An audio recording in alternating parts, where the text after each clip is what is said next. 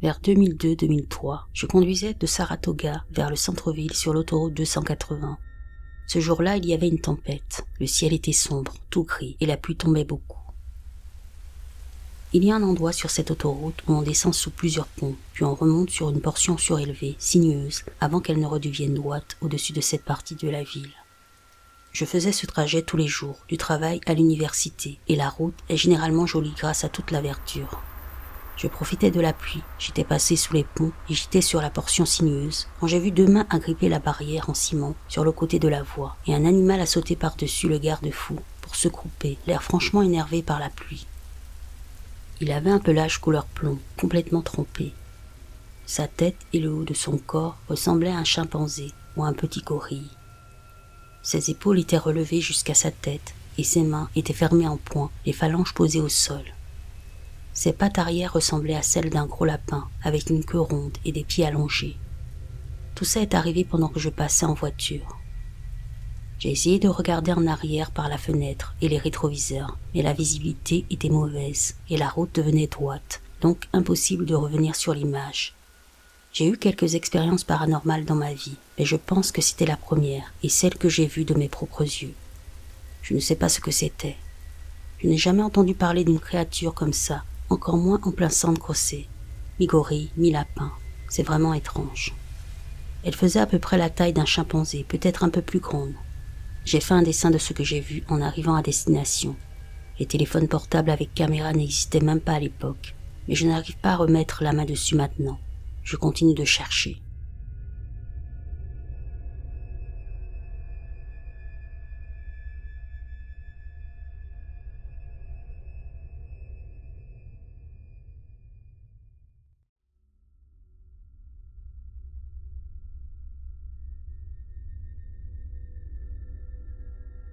J'avais environ 6 ans.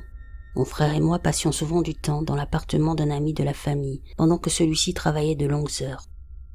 Mon frère plus âgé pouvait rester éveillé et regarder des films d'horreur avec notre ami, tandis que mon heure de coucher était 21h. Je me souviens d'une nuit en particulier.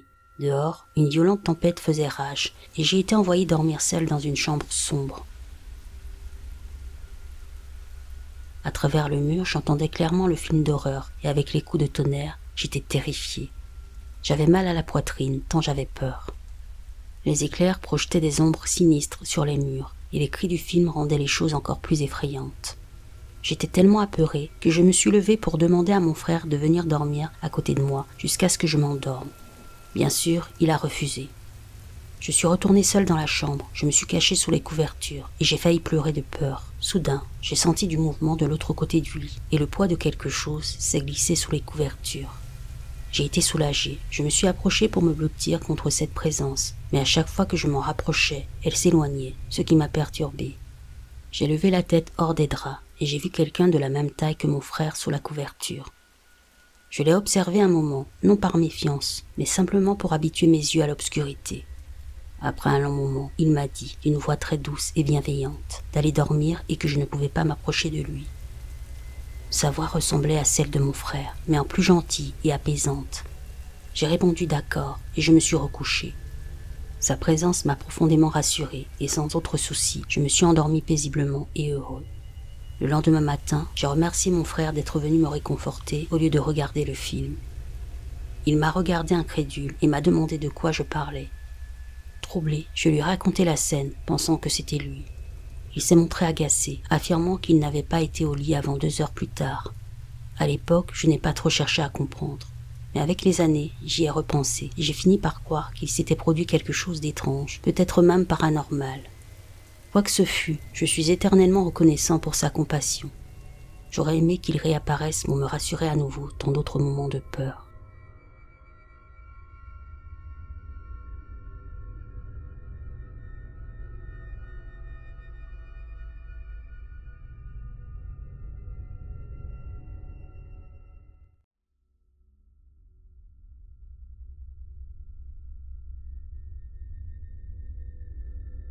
Ça m'est arrivé à moi et à mon frère quand nous avions 15 ans. L'événement s'est produit en Irak, notre pays d'origine, avant que nous ne déménagions 2 ans plus tard. Ça s'est passé dans notre maison pendant une violente tempête qui a coupé l'électricité dans toute la rue. nous déplacions nos affaires vers nos nouvelles chambres. La maison était grande, et après la coupure de courant, nous avons utilisé des bougies. La pluie et le tonnerre étaient forts.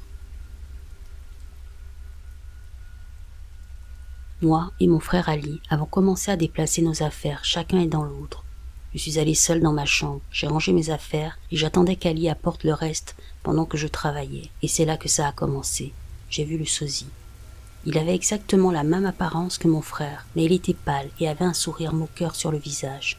Je l'ai regardé en pensant que c'était Ali. Je lui ai crié dessus avec colère en lui demandant pourquoi il restait là, sans m'aider. Il me regardait juste, toujours avec ce sourire.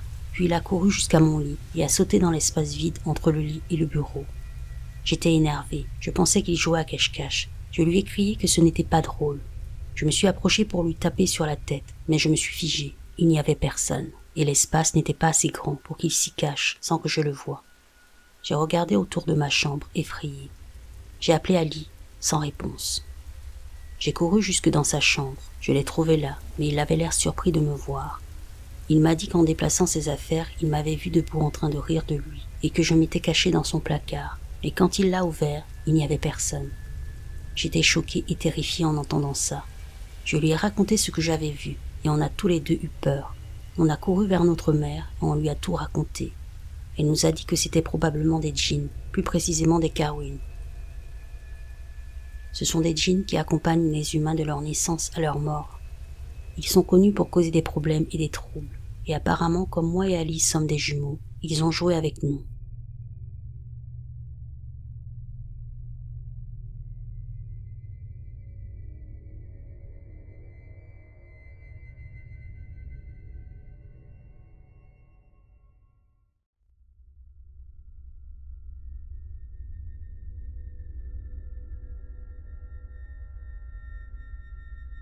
J'ai 35 ans, je travaille comme préparateur de commandes dans un entrepôt à l'extérieur de la ville. Ce soir-là, c'était un jeudi. J'avais commencé tôt, mais à cause d'un problème de stock, on a fini plus tard que d'habitude. J'ai quitté le travail à 23h15. Il pleuvait déjà depuis plusieurs heures. Une grosse pluie, pas de petites gouttes, et la météo ne disait pas que ça allait s'arrêter.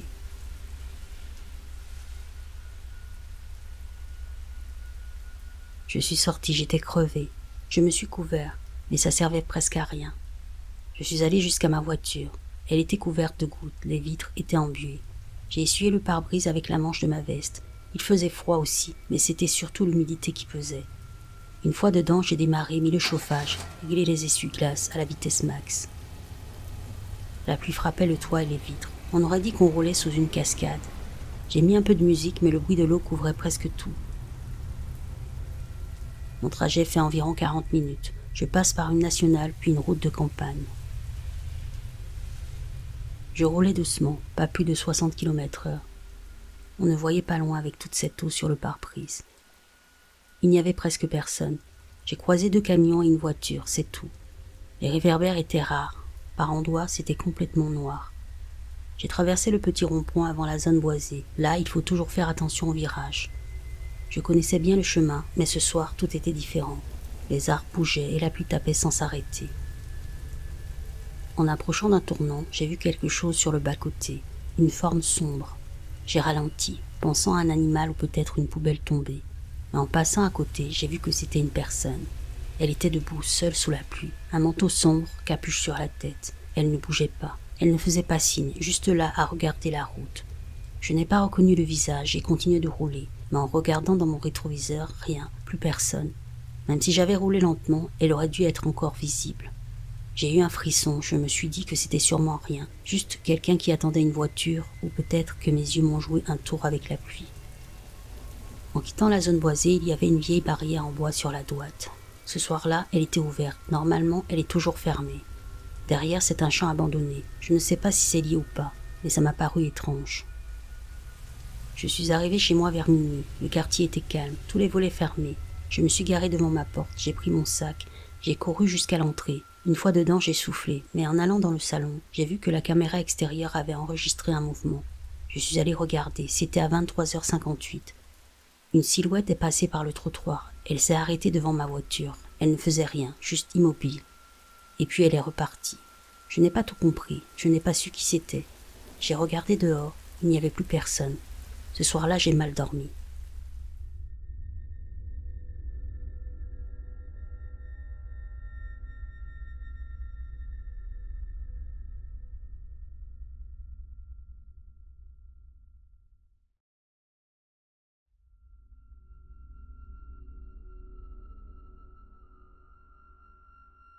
Ça m'est arrivé quand j'avais 18 ans.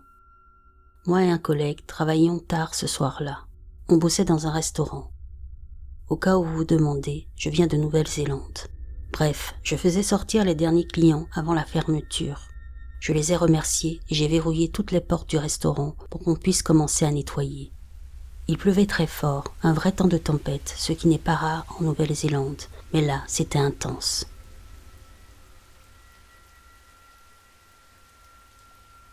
Ça nous mettait mal à l'aise parce que les lumières et l'électricité clignotaient sans arrêt. On était les deux derniers à finir le travail.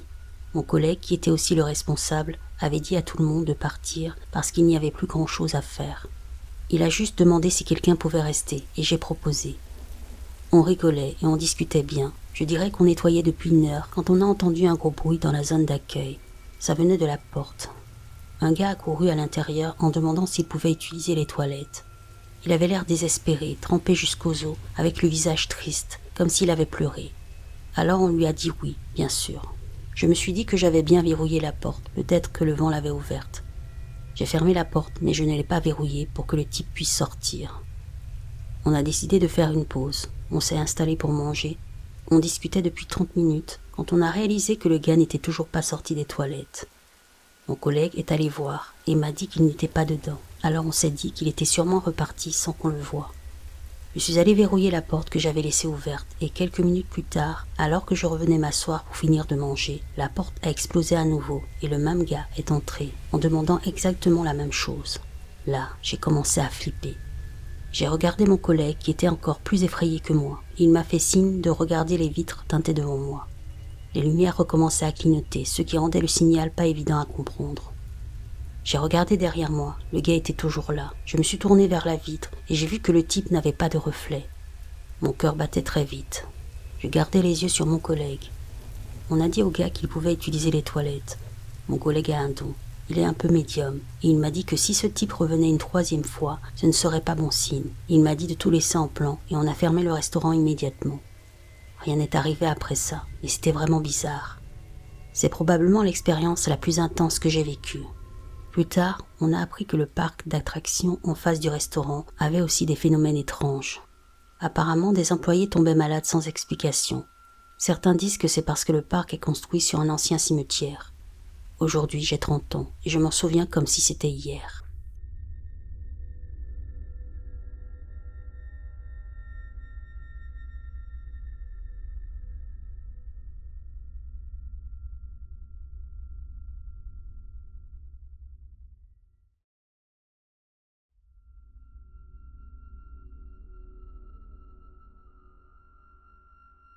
Je vis dans une maison avec mon mari et mes 2 filles, 10 et 6 ans.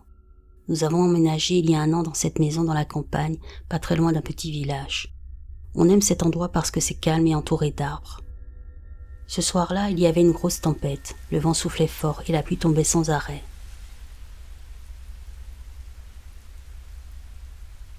Il était déjà tard, vers 23h30, et les filles étaient couchées, mon mari aussi dormait. Moi j'avais du mal à trouver le sommeil. Je me suis quand même allongée dans le lit pour essayer de dormir. Tout était sombre, sauf la lumière du réveil. La maison faisait des bruits qu'on ne connaissait pas trop, des craquements, des grincements. Je me disais que c'était juste les bois de la structure qui réagissaient à l'humidité. Vers 1h du matin, je me suis réveillée avec la bouche très sèche. J'avais besoin de boire un verre d'eau. Je suis sortie doucement du lit pour ne pas réveiller mon mari. Il dormait profondément. Je suis sortie de la chambre et je me suis dirigée vers le couloir en direction de la cuisine. Il faisait très noir, alors j'ai pris mon téléphone pour éclairer un peu. Je marchais lentement. Le bruit de la pluie était très fort. J'ai entendu des petits sons comme des pas légers, mais je me suis dit que c'était sûrement le plancher ou le vent. En arrivant dans la cuisine, j'ai posé mon téléphone sur la table et j'ai ouvert le placard pour prendre un verre. Je me suis servi de l'eau du robinet, j'ai bu lentement, et là j'ai entendu un bruit derrière moi, comme si quelqu'un avait marché sur le carrelage. J'ai regardé, mais il n'y avait personne. J'ai pris mon téléphone et j'ai tourné sur moi-même pour voir. Tout était calme. Puis j'ai entendu des pleurs légers, comme ceux d'un enfant. Ça ressemblait à la voix d'Emma. Je me suis dit qu'elle s'était peut-être réveillée, alors je suis retournée dans le couloir. Mais quand j'ai ouvert la porte de sa chambre, elle dormait, mon autre fille aussi. Je suis retournée dans le couloir. Il faisait toujours noir, mais cette fois, il faisait froid, très froid, comme si l'air avait changé. J'ai senti un courant d'air passer derrière moi. Je me suis retournée encore une fois, rien. J'ai accéléré le pas pour aller dans la chambre. Avant d'entrer dans la chambre, j'ai vu que la porte de la salle de bain était ouverte. Normalement, elle reste fermée la nuit. Je l'ai poussée doucement. La lumière était allumée. Je suis sûre qu'elle ne l'était pas avant. Il n'y avait personne, mais le miroir était embué, comme si quelqu'un avait pris une douche, alors qu'il n'y avait aucun bruit d'eau. Je l'ai éteinte et refermée. En revenant vers la chambre, j'ai cru voir quelque chose dans l'escalier. Une ombre. Elle bougeait lentement. Je me suis figée, le téléphone tremblait dans ma main, mais quand j'ai cligné des yeux, l'ombre avait disparu. Je suis revenue dans la chambre, j'ai refermé la porte, je me suis couchée. Mon mari dormait comme si de rien n'était. Je suis restée éveillée un moment. La tempête continuait dehors, mais la maison était redevenue silencieuse. Je n'ai pas osé me lever à nouveau, je n'ai rien dit à mon mari ce soir-là.